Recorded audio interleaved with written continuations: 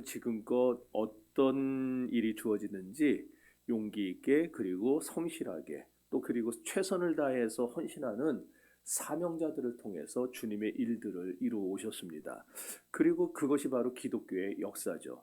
그러므로 우리가 알아야 할 것은 내게 주어진 일이 지금 힘들고 어렵다고 해서 불평불만한다거나 피하거나 때론 대충 그냥 적당하게 타협하면서 사는 것, 그것은 옳지가 않아요. 하나님은 그런 사람들을 통해서 역사할 수가 없습니다. 주님은 언제나 내게 주어진 환경에서 최선을 다해 준비하는 자들, 그런 사람들을 통해 일을 하시기 때문입니다. 오늘 본문에서 우리는 한 사람을 만나게 되는데 이 사람은 굉장히 척박한 환경에 던져진 사람이에요. 그것도 주변에 누가 도와주는 사람도 없고 혼자. 생각해 보세요. 말도 안 통하고 생각도 다르고 믿는 신도 다르고 모든 것이 다 정반대인 그런 곳에 나 혼자 떨어진 겁니다. 그런 곳에서 또 그냥 적당히 내 일만 하고 직장만 다니고 그러면은 어떻게든 버텨볼 텐데 거기서 매일 전도하라고 사명까지 부여받은 거예요.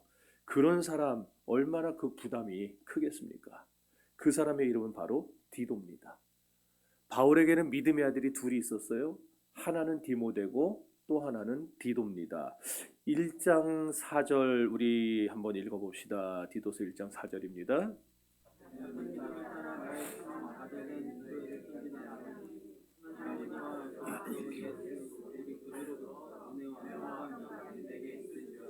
아멘. 디모데는 유대인이었고 디도는 이방인이었어요. 헬라인. 이스라엘 사람들은요 목의 혈통을 따집니다. 그래서 아빠가 외국인이어도 엄마가 유대인이면 그 자녀는 다 유대인으로 봐요. 반대로 아빠가 유대인이고 엄마가 외국인이면 전부 이방인입니다. 그 자식들은. 그래서 디도는 아빠가 유대인이었어요. 엄마는 헬라인이었고. 그래서 이방인으로 자랍니다. 그래서 나중에 고린도서 15장이나 그 전에 또 사도행전 15장이죠. 사도행전 15장에 보면은 예루살렘에 회의가 있어서 갈 때 그 회의의 주된 내용이 뭐냐? 이방인이 할례를 받아야 되느냐 말아야 되느냐 그 얘기였거든요. 그때 바울이 내세운 사람이 디도였어요. 디도는 할례를 받지 못하게 했어요, 바울이. 반면에 디모데는 할례를 받게 합니다. 왜? 엄마가 유대인이었기 때문에. 이런 게 이제 성경의 배경 속에 있다는 걸 좀 보시고, 자, 그런데 그렇게 이방인이었고 이방인으로 자라난 디도가 어떻게 해서 바울 사도의 참 아들이 될 수 있었는가? 성경에 보면은요, 디도는 아주 오랫동안 바울의 선교 여행을 쫓아다니면서 바울을 뒤에서 묵묵히 돕습니다. 오늘날에도 선교라고 하는 게 결국 쉬운 게 아니거든요. 그죠? 그러니 2000년 전에 예수 믿는 사람이 전무했던 시대에 그런 곳에서 선교한다는 게 보통 힘들었겠습니까? 그런 힘든 선교를 쫓아다니면서 때로는 바울에게 위로가 되어줬고 때로는 용기를 북돋아줬고 때로는 물질을 통해서 재정적으로 큰 도움을 주면서 바울의 사역을 도운 거예요. 그래서 바울은 종종 남에게 맡기기 힘든, 남에게 선뜻 맡길 수 없는 그런 아주 중요하고 어려운 임무가 생길 때는 디도를 불러서 디도에게 그 일을 맡겨요. 또 굉장히 중요하고 어려운 결정을 해야 될 때도 디도와 동행을 하곤 합니다. 예를 들어서 아까도 얘기했지만 예루살렘 모교회가 할례 받지 않은 이방인을 과연 우리 믿음의 형제로 받아들여야 되느냐 말아야 되느냐 이거 갖고 싸울 때에 그 중요한 순간에 바울은 디도를 데리고 갑니다. 또 고린도 교회를 꾸짖는 편지를 쓸 때도 디도를 통해서 아유, 한 교회가 잘못 가고 있다고 꾸짖고 책망하는 거 전달해 주는 게 쉽습니까? 누가 하려고 그러겠어요, 그거 시키면은. 근데 그 어려운 일을 디도가 맡아서 해요. 또 예루살렘 교회가 기근으로 인해서 큰 어려움을 겪을 때에 바울은 이방 지역에 있는 교회들, 갈라디아 교회나 에베소 교회나 뭐 이런 교회들 돌아다니면서 헌금을 걷습니다. 그래서 그 헌금 거둔 거 우리 교회도 그랬잖아요. 저기 예전에 구례에서 물난리 나고 그 다음에 또 어디서 불난 데도 있었는데 몇 군데 교회들 어렵다고 할 때 저랑 뭐 일면식이 없는 교회들인데도 불구하고 우리가 그 교회들을 위해서 기도하고 특별한 건 걷어서 보내줬잖아요. 이런 식으로. 그런 일을 할 때도 이 중간에 사고가 날 수 있거든요. 사람이 갖다 주는 거기 때문에. 그때 바울은 꼭 누구를 시켰느냐? 디도를 시켜요. 그럼 이런 여러 기록들을 볼 때 디도라는 사람은 분명 바울이 아주 신뢰하고 아주 사랑하던 사람이었다는 게 분명하죠. 그래서 바울은 고린도후서 8장 23절에서는 디도를 이렇게까지 크게 칭찬을 합니다.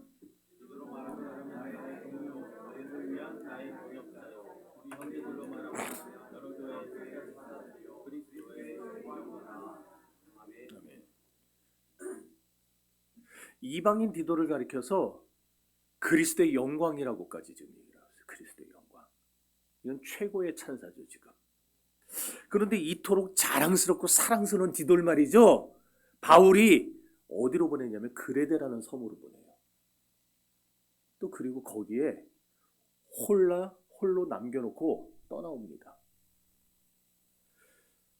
여러분 지금 뭐 그게 어쨌다고요? 뭐 그럴 수도 있지 않나요? 그런 생각을 표정으로 보는 분들이 있는데 그레데가 어떤 곳인지를 알아야 돼요. 그래서 그레데는 어떤 곳이냐니까 오늘 우리가 읽지는 않았는데 1장 10절에 보면은요.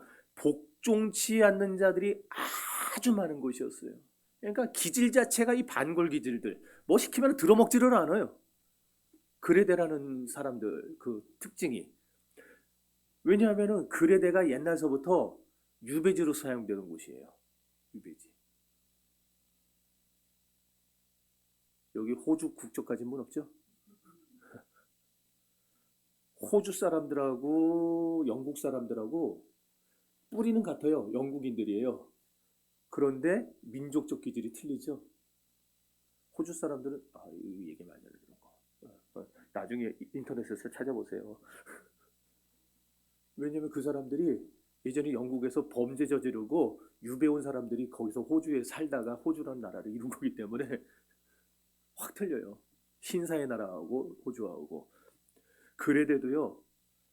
범죄를 저지르고 온 사람들이 거기서 감옥같이 살던 곳이었기 때문에 거기 사는 사람들이 말이 곱겠어요? 보통 험하게 자란 사람들 입에서 나오는 말의 대부분이 다 뭐예요? 욕이죠, 거친 욕. 저도요 예전에 하여튼 욕이 3분이 얘기하다 보면 그래서 이제 자연스럽게 헤어졌는데 관계를 끊었는데 막 욕이 막 끊이지를. 헛된 말을 하는 자가 많은 곳이고 헛된 말을 하는 건 쓸데없이 허풍치고 거짓말하고 그러는 거 속이는 자가 많은 곳이에요. 특히 종교적으로도 할례당이 많은 곳이라 그랬어요. 보니까 할례당이 많아서 교회를 어지럽히는 곳. 11절에 보면은 더러운 이익을 구하는 자들이 많았어요. 그러니까 돈 받고 못하는 짓이 없다는 거예요. 그레데 사람들은. 뿐만 아니라 가정을 무너뜨리는 자들도 많았어요. 가정의 그런 어떤 도덕적인 범죄들 이게 끊이질 않아요. 한마디로 아주 골치 아픈 곳이 그레데입니다. 거기 가서 살으라 그러면은 차라리 죽는 게 낫다 할 정도로. 바울 당시에 온갖 문제로 아주 가득 찬 악명 높은 곳이 그레데였던 거예요. 그걸 종합해서 바울이 12절에 아주 얌전하게 평가를 하는데 이렇게 평가를 합니다.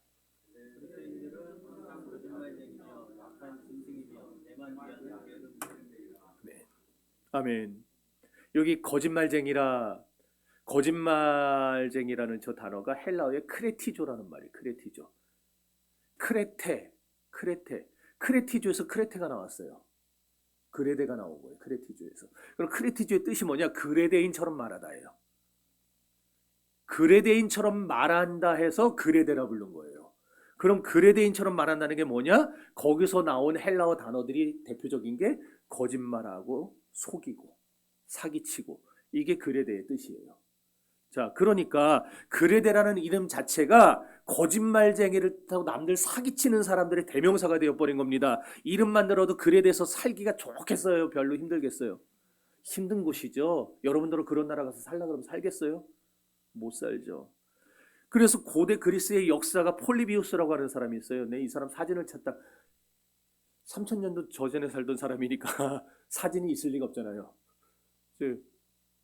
동상이에요. 저렇게 생겼어요. 저 사람이 자기의 책 히스토리에라고 하는 책을 썼어요.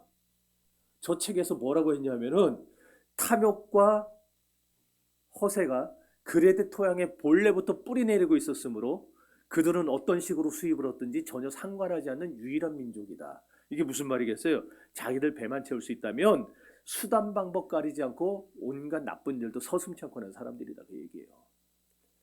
그렇다면 바울은 이런 곳에 그 디도를 놔두면 안 되지 않아요? 아들이라며요. 내 사랑하는 믿음의 참 아들이라며요.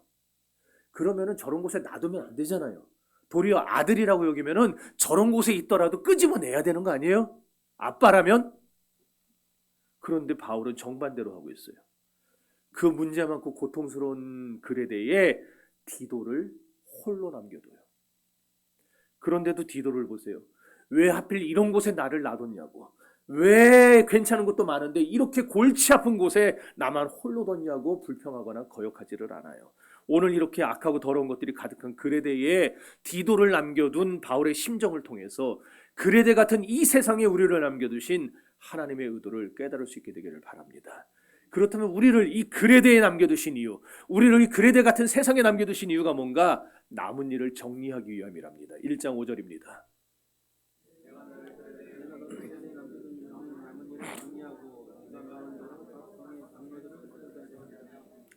여기 남은 일이란 부족한 일을 말이에요. 정리한다는 것은 바로잡는다는 말입니다. 그러니까 디도가 그레데에 남겨진 이유는 그레데에 있는 부족한 것들을 바로잡고 채우기 위함이라는 거예요. 디도가 문제 많은 그레데에서 홀로 남겨졌을 때 바울에게 편지를 받습니다. 내가 널 문제 많은 그레데에 남겨둔 이유는 그곳에 부족한 게 있는데 그걸 채우기 위함이야. 그렇다면 그레데에 부족했던 게 뭔가? 세 가지가 부족했어요. 1장 9절과 10절입니다.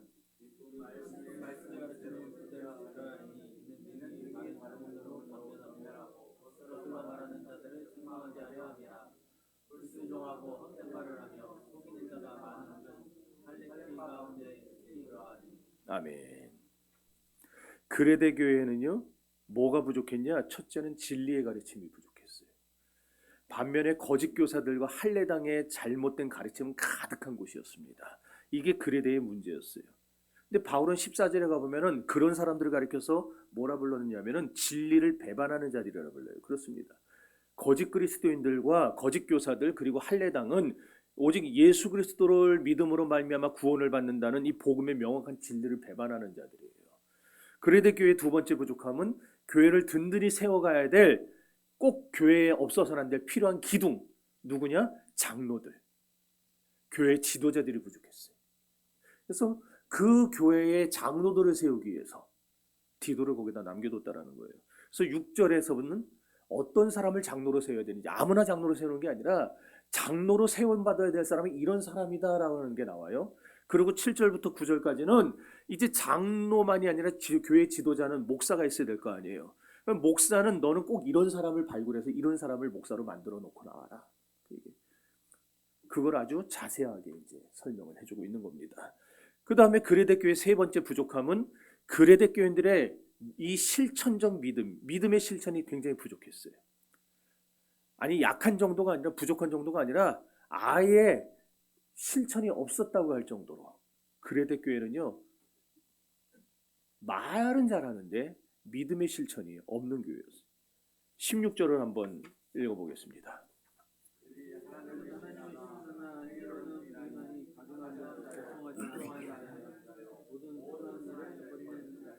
아멘. 그러니까 하나님을 믿는 것 같아요. 시인하니까 믿는 것 같긴 한데 실제 생활 속에 들어가 보면 믿는 티가 전혀 안 난다는 거예요. 말씀에 복종하지 않는 자들이다. 모든 선한 일을 버리는 자들이다. 그런 사람들을 가리켜 한마디로 가증한 자라 그랬죠. 가증한 자. 여러분 우리가 2025년도에 하나님 앞에서 신앙생활하면서 믿는 티 좀 팍팍 내면서 삽시다. 실은갑네. 믿는 티 좀 내며 삽시다. 가증한 생활하지 맙시다.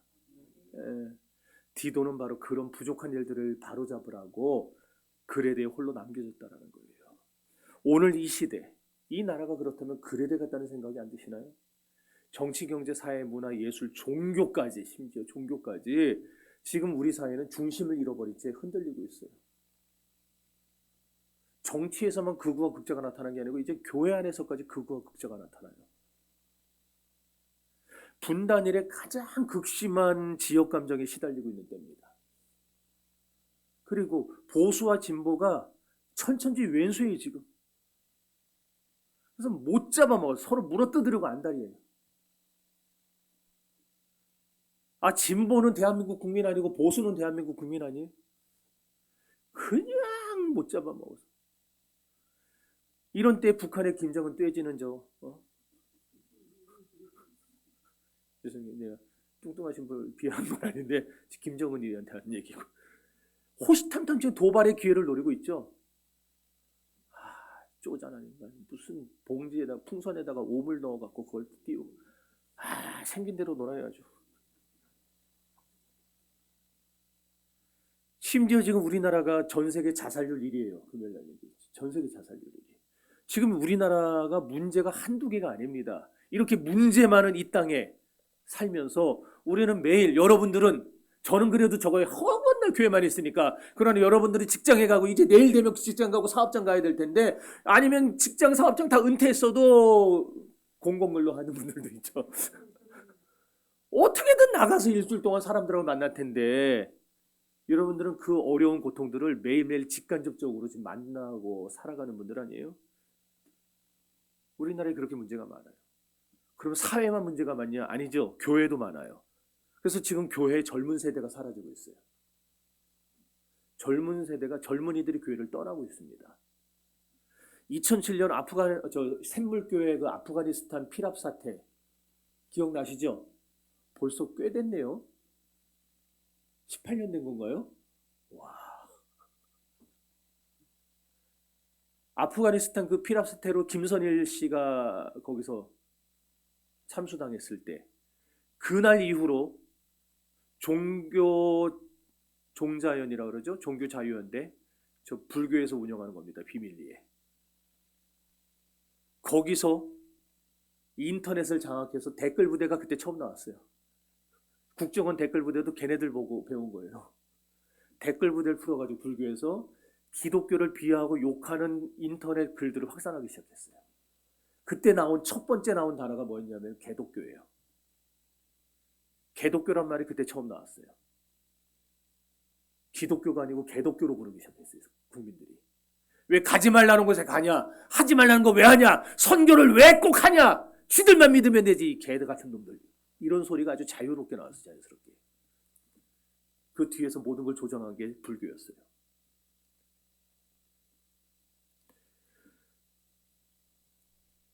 교회가 개독교 소리를 듣고 교인들이 세상에 나가서 힘들게 살아가고 있는데 여전히 지금도 대형 교회들은 교계의 문제 이런 거에 관심 없고 어떻게 하면 이걸 내 아들에게 세습할 수 있을까? 거기에만 관심을 갖고 있어요. 때로는 교회 갈등이 일어나서 분열됩니다. 심지어는 양측이 물리적으로 부딪힙니다. 교회 안에서도. 이파 저파 쪽파 대파 다 나눠가지고.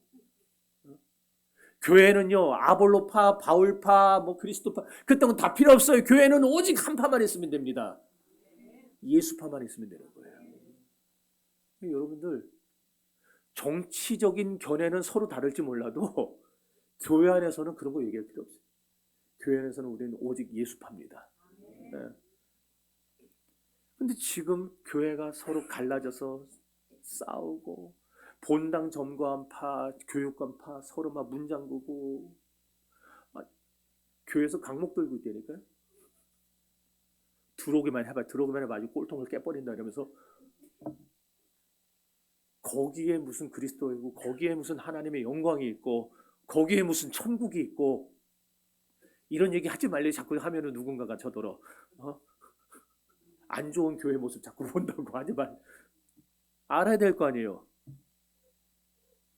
나라 민족이 지금 심각한 어려움에 빠져 있습니다. 국정이 마비됐어요.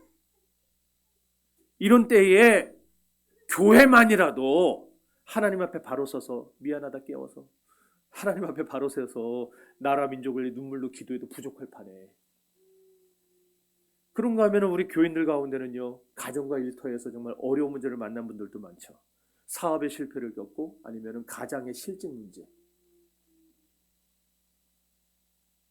그저께인가 뉴스에 보니까 막 은행들하고 저기서 또 조기 퇴직자 받는다고 또 나왔더라고요. 40대에 직장을 나와서 갈 데가 없어서 방황하는 사람들.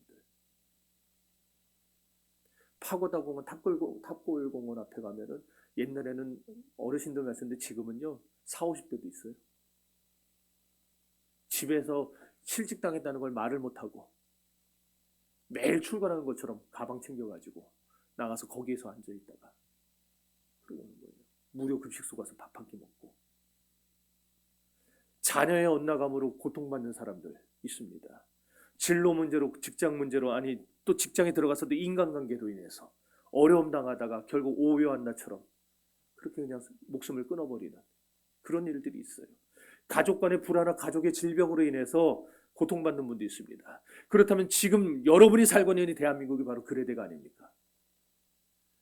그렇지만 사랑하는 성도 여러분, 오늘 이 대한민국 땅이 그레데라면 하나님이 이런 그레데에 나만 홀로 남겨두신 이유도 있다는 사실을 아시기를 바랍니다. 하나님이 저와 여러분을 왜 이 그레데 같은 대한민국 땅에 남겨두셨습니까? 그 문제들을 바로잡으라고, 그 상처를 치유하라고, 이 땅을 회복하라고 하나님 우리를 남겨두신 거예요. 그 일을 위해 오늘 우리를 부르신 겁니다. 그러므로 우리들이 이 그레데의 현실 앞에서, 교회와 가정과 직장과 우리의 삶의 모든 현실 앞에서 맥없이 도망치면 안 돼요.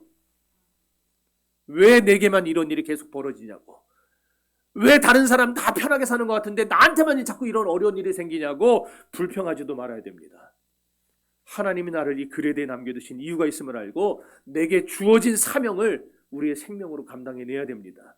예수를 믿지 않는 사람들은 자꾸 회피합니다. 문제가 생기면 피하려 듭니다. 뭔가 부담되면 슬쩍슬쩍 도망가려고 합니다. 그러나 그리스도인은 그러면 안 된다라는 거예요. 그리스도인은 오히려 문제 앞에서 내가 왜 이 세상에 존재해야만 하는지 그 이유와 가치를 발견해내야 됩니다. 하나님이 나를 여기에 왜 보내셨는지. 세상에 그저 우연히 일어나는 일은 없어요. 이 세상의 모든 것은 하나님의 주권과 섭리하에서 일어납니다. 우리는 하나님의 주권과 섭리 사상을 철저히 믿는 장로교인들 아닙니까? 그러므로 그리스도인들에게는 필연만 있는 거예요. 하나님의 섭리만 있을 뿐입니다. 그러니 여러분이 이제 내일부터 시작되는 일주일에 이 6일 동안의 삶을 사는 동안에 일어나는 그 모든 일 속에서 그 일이 설령 어렵다 할지라도, 힘들지라도, 여러분을 너무 괴롭힌다 할지라도 하나님이 나를 왜 이 그레데에 남겨두시는가를 먼저 생각해 볼 수 있기를 바랍니다. 그리고 그 속에서 여러분에게 주어진 사명을 감당해내고 그 사명을 최선을 다해서 이룰 수 있기를 바라요. 이것이 바로 하나님의 부름을 받은 성도들이 가져야 될 신앙의 바른 태도입니다. 그리고 하나님은 지금도 이런 사명의식 있는 자들을 찾고 계시고 그런 사람들을 통해서 일을 해나가시는 거예요.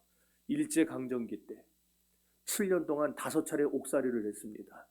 온갖 고문을 당하다가 결국 순교의 잔을 받아 마신 주기철 목사님이라고 계세요. 우리 김수모 장로님하고 비슷한 것 같아요. 장로님 목사님 되셔야 되는 것 같은데.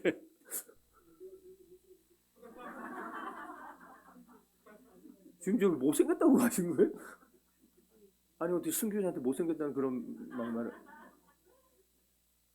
지금 뭐냐면은 저 안고 있는 사람이 주광조 장로님, 저분도 돌아가셨어요 벌써. 막내 아들 주광조 장로님 100일 기념 사진입니다. 꼭 이상하게 저 때는 남자들은 안고 여자들은 서서 찍더라고. 요즘 바뀌었죠. 여자들이 안고 남자들이 서서 찍는데. 주 목사님이 감옥에 투옥되면은 쪽발이 놈들이, 저는 일본 사람들을 일본 사람을 불러주기가 참 싫어요. 일본 죄송해요. 일본 사람하고 혹시 사돈 있어요? 내가 한번 실수를 했다니까.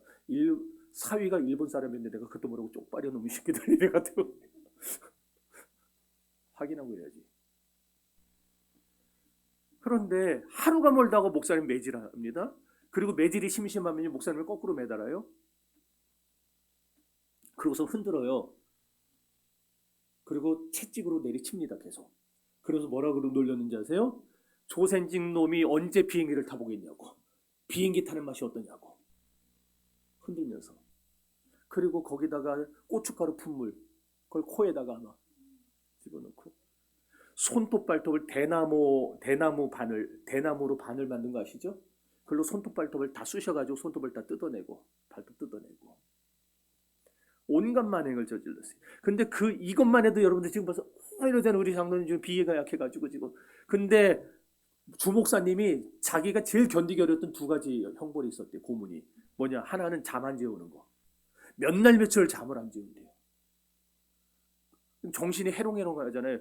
그럼 목사님이 걱정되는, 내가 이러다가 혹시 정신없는 상태에서 내가 헛소리 할까봐, 신사참배 하겠다 그럴까봐. 그게 제일 무서운 고문이에요. 또 하나의 고문은 알코올. 여러분 상처난데 알코올 바르면 어때요? 따갑죠? 알코올을요 꼬챙이에다가 돌돌돌돌 말아요. 예, 그래야 돼. 탈지면이라 그러죠. 솜. 그래서 알코올에다 적셔요. 그걸, 죄송합니다, 여기 애기 없죠? 애들 없죠? 남자 성게 요도에다 쑤셔 넣어요. 목사님 요도에다. 그리고 그걸 막 돌리는 거예요. 쑤셔서. 알코올이 들어가서 그렇게 후빌 때에 목사님 표현으로 그 기록해 보니까 면도칼로 아랫도리를 조금씩 점여내는 고통이었다고 그러더라고요. 면도칼로. 그런 고문 받는 날이면요, 너무 고통스러워서 몇 번씩 기절을 했대요, 목사님이. 그리고 기절했다가 깨어나면 울부짖었답니다, 하나님 앞에. 차라리 빨리 나를 데려가 달라고. 빨리 나를 하나님 나라 가게 해달라고. 한 번은요, 사모님이 오셨어요. 면회로 왔는데 겨울이 되니까 두툼한 솜을 넣어가지고 저고리하고 바지를 만들어서 갖고 온 거예요. 그래서 이걸 넣어주니까 목사님이 한숨을 푹 쉬더니 도로 가져가라 그러대요. 그래서 아니 추운 겨울날 어떻게 날려고 그러? 그랬더니 목사님이 자네가 내가 참 변명한다고 생각하고 그동안 말을 안 했는데 더 이상은 안 되겠다고. 그러면서 뭐라 그러냐면은 솜옷을 입고 고문을 받으면 피에 쫙 젖는데요, 솜이. 그럼 솜은요, 피에 젖은 거 마른 거 봤어요? 솜은 피에 젖으면 안 말라요. 온몸이 다 채찍질 당하고 난자당해가지고 여기가 다 찢어서 터졌는데 솜이 피에 젖어서 덮고 있으니까 마르질 않아요. 그러니까 그 속에서 썩는 거예요. 곱는 거예요. 거기서 피와 고름이 서로 묶여가지고 얼어붙고 추우니까. 근데 움직여야 될 거 아니에요. 움직이다 보면 이게 또 터진대요. 이게 찢어진대요, 상처가. 그럼 또 그게 또 살을 찢는 고통을 주고, 고문을 받다 기절하면 쪽발이들이 찬물을 꼈는데 그게 또 솜에 배니까 항상 자기는 얼어붙은 옷을 입고 사는 것 같다고. 차라리 춥더라도 솜 없는 얇은 옷을 입으면은 물이 그래도 6시간 7시간 지나면은 체온에서 옷이 마르니까 그나마 낫다고. 그러니까 솜옷 가지고 오지 마라. 가져가라. 심지어 이 쪽발이들이요, 주목사님을 감옥 안에서도 뒤로 수갑을 채웠어요. 그리고 이 수갑의 끝에다가 무거운 쇠사슬을 달아놨어요. 쇠덩이하고. 그래서 하루에 2번 밥을 주는데, 주먹밥 1번씩 아침 저녁으로 주는데, 그 밥을 먹으려면 일어나야 되잖아요. 그걸 안에다 넣어주는 게 아니라 꼭 그 배식구 그 앞에다가 놔주고 가잖아요. 일어나야 되는데 이 쇳덩어리가 너무 무거워가지고 일어나면 어깨가 빠지는 것 같이 아프대요. 그리고 그 고통에서 또 상처가 다 찢어지고. 그럼 너무 쑤셔가지고 차라리 굶어 죽을까? 안 먹고 그냥 죽을까? 그런 생각도 했는데 자살이 하나님이 금하신 명백한 죄이기 때문에 차마 그렇게 죽을 수는 없고, 그렇게 자기 생각을 회개하다가 깨달았답니다. 이 쇳덩어리의 무게가 주님께서 십자가에 매달려 겪으신 고통의 무게에 비할까? 내 주님 지신 십자가 우리는 안질까? 네게 나 있는 십자가 내게도 있도다. 내 몫에 태인 십자가 늘 지고 가리다.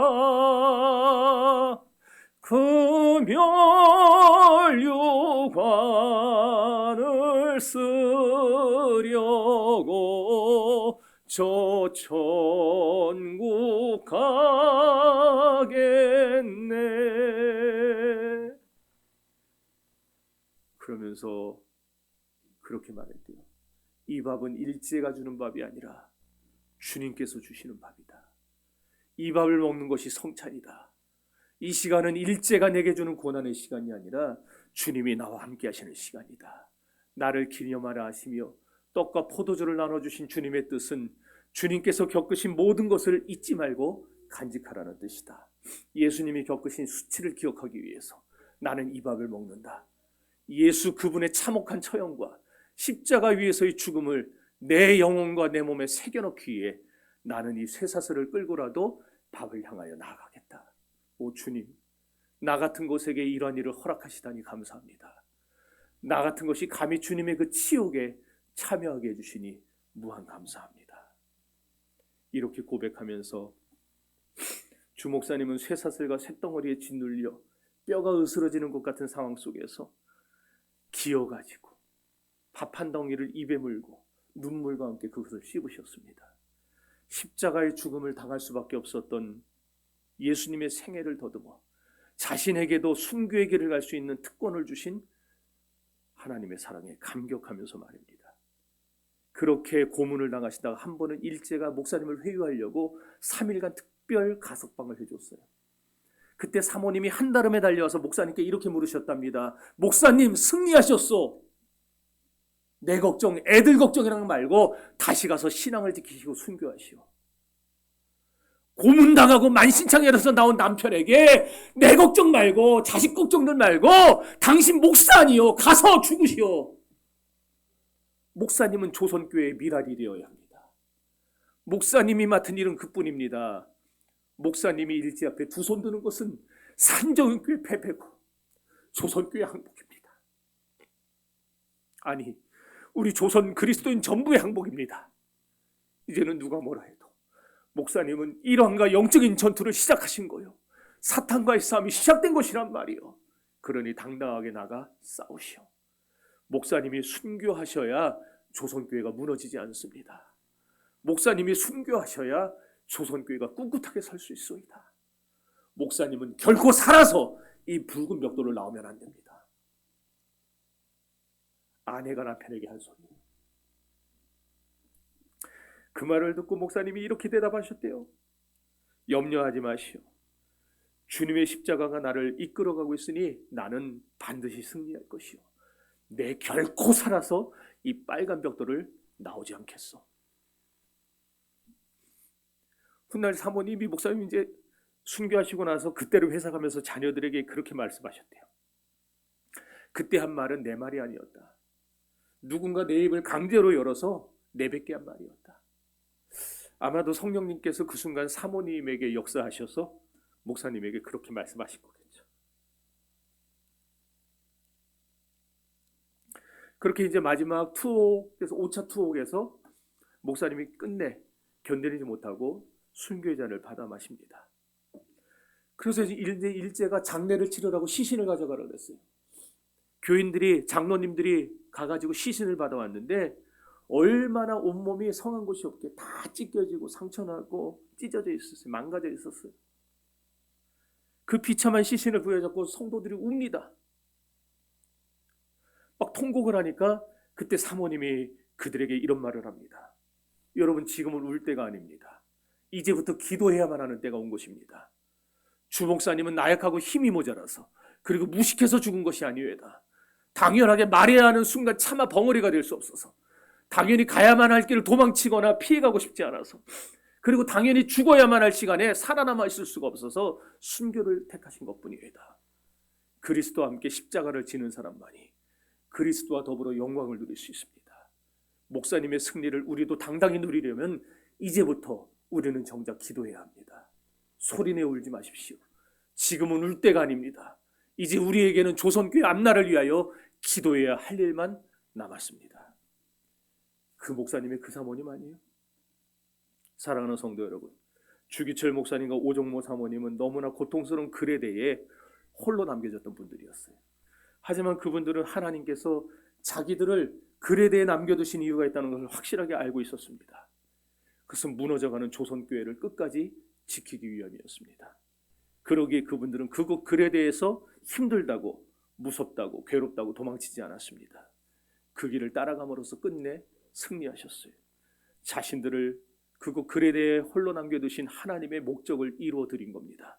그러므로 사랑하는 더한교회 성도 여러분, 오늘 여러분도 수많은 문제 앞에서 도망치는 자들이 되지 마시고 디도처럼 주님의 뜻을 이루어드리는 사람들이 되십시오. 주기철 목사님처럼 하나님의 뜻을 이루어 그레데의 부족한 부분을 채우는 자들이 되시기 바랍니다. 오늘 우리가 선교국 헌신 예배로 하나님 앞에 예배하고 있습니다. 이 예배를 통해 하나님은 우리에게 문제 많은 가정이라는 글에 대해서, 교회라는 글에 대해서, 대한민국이라는 글에 대해서 우리가 받은 사명을 이루라고 말씀하십니다. 하나님은 오늘 저와 여러분을 통해 우리 가정과 교회와 이 민족의 부족한 부분을 채우고 바로잡고 싶어 하십니다. 다른 누구가 아닙니다. 바로 더함교회를 섬기고 있는 저와 여러분을 통해서입니다. 이 시간 사명의식을 회복합시다. 최선을 다하는 사명자의 삶을 살아갑시다. 우리 모두 사명자가 되어서 우리가 속한 그레데의 부족함을 채우는 성도들이 됩시다. 그 결과 모두가 힘들다고 아우성치는 이런 때에 우리 더함교회 성도들이 가는 곳마다 부족함이 채워지고 남은 일이 정리되고 상처가 치유되고 회복되기를 소망합니다. 여러분은 가정이라는 그레데로, 직장이라는 그레데로, 사업장이라는 그레데로, 학교라는 그레데로, 그리고 삶의 현장이라는 그레데로 파송된 더함교회 선교사들입니다. 그러나 디도처럼 주기철 목사님처럼 선교의 사명을 감당하며 사십시오. 선교는 특별한 사명을 받은 어떤 목사님들, 어떤 사람만 가는 것이 아니라 바로 디도 같은, 주기철 목사님 같은 평범한 시골에 있던 목회자 한 사람, 그런 사람들에게 주시는, 모두에게 주시는 하나님의 부탁입니다.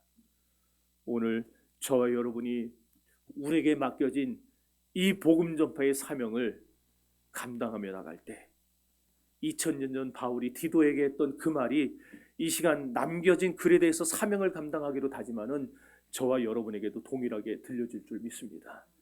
더함교회 교인 아무개로 말하면 나의 동료요, 나의 동역자요, 여러 교회의 사자들이요, 그리스도의 영광이니라. 할렐루야. 다 같이 기도합시다.